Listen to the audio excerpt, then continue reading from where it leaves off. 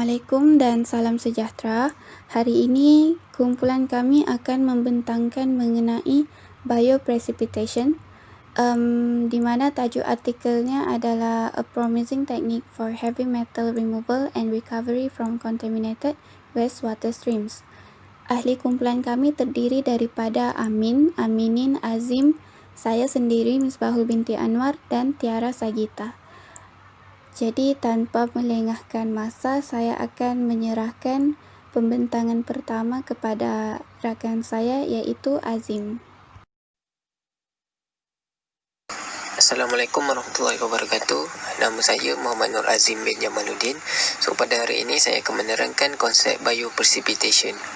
Pada awalnya bioprecipitation ini adalah pendekatan baru untuk memulihkan logam dengan bantuan sulfida yang dihasilkan secara biologi dalam konfigurasi bioreaktor yang sesuai.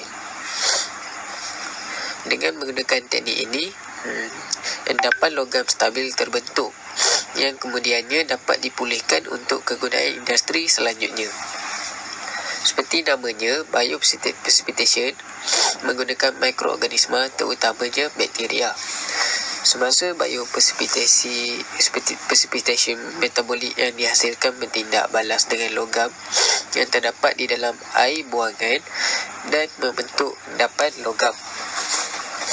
Sebagai contoh, ia menukar logam dari fasa berairnya menjadi fasa pepejal. Bakteria pengurangan sulfat sering disebut dalam banyak penerbitan bioprecipitation logam kerana jalur metaboliknya yang menghasilkan sulfida semasa rawatan anaerobik sulfat yang mengandungi air buangan. Sekian, terima kasih.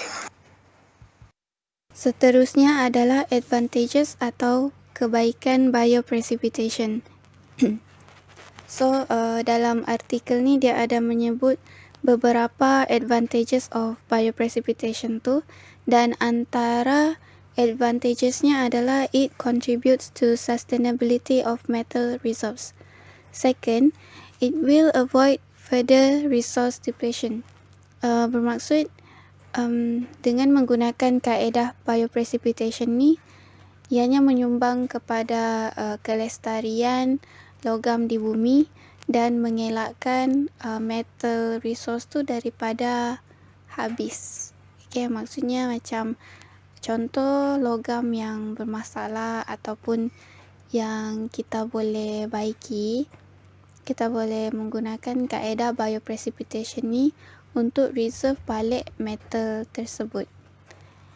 And then point yang seterusnya, an environmental friendly approach. This approach relies on the use of sulfate-containing wastewater to produce sulfide through the anaerobic pathway, and subsequently the metals are recovered in the form of metal sulfide precipitates. And lastly is, it helps to recover valuable byproducts from the waste stream. That's all from me. Thank you. Poin yang seterusnya ialah disadvantages of bioprecipitation. Seperti yang dah kita sedia maklum, bioprecipitation ni ialah satu kaedah untuk kita protect environment kita daripada sisa metal hasil daripada sisa buangan kilang. Jadi kalau untuk menjalankan satu metod yang macam ni, dia mesti akan memakan satu kos perbelanjaan yang agak tinggi, sebab dia perlu mengeluarkan perbelanjaan untuk beli reaktor, material, dan setiap step daripada method tu dia perlu keluarkan duit. Dia tu merujuk kepada kilang. Jadi perkara ini akan mendatangkan sedikit kerugian kepada kilang tersebut. Poin yang seterusnya, dia tak direct tuju dekat kilang tersebut, tapi dia akan berlaku sekiranya ada sesuatu yang tak disangka akan terjadi dan perkara ini akan berlaku, iaitu dia akan mengganggu aktiviti mikrob yang sudah sedia ada. Contohnya apabila loji rawatan kilang tu sendiri pecah ataupun rosak dan kemudian sisa-sisa tu mengalir ke sungai ataupun air laut, dia akan mengganggu aktiviti local microbes tu sebab kehadiran new organism, dan situation seperti AMD mungkin akan ganggu survival sesuatu organism. Seterusnya, kita akan membincangkan artikel ini dari sudut ekonomi pula. Manfaat ekonomi yang diperoleh daripada proses pemendakan biologi ini adalah yang pertama, sustain the iron supply in world's market. Hal ini kerana terdapat kajian yang mengatakan sumber besi bumi semakin berkurangan. Dengan proses pemendakan biologi ini, it will participate all the iron left over from the industry. Maknanya, semua besi yang telah dibuang oleh kilang dapat dikumpulkan semula melalui proses pemendakan. Kebanyakan besi yang telah dibuang oleh kilang-kilang masih boleh digunakan pakai lagi. Untuk yang kedua ialah, selain itu, proses pemendakan biologi ini juga akan increase the factory's profit.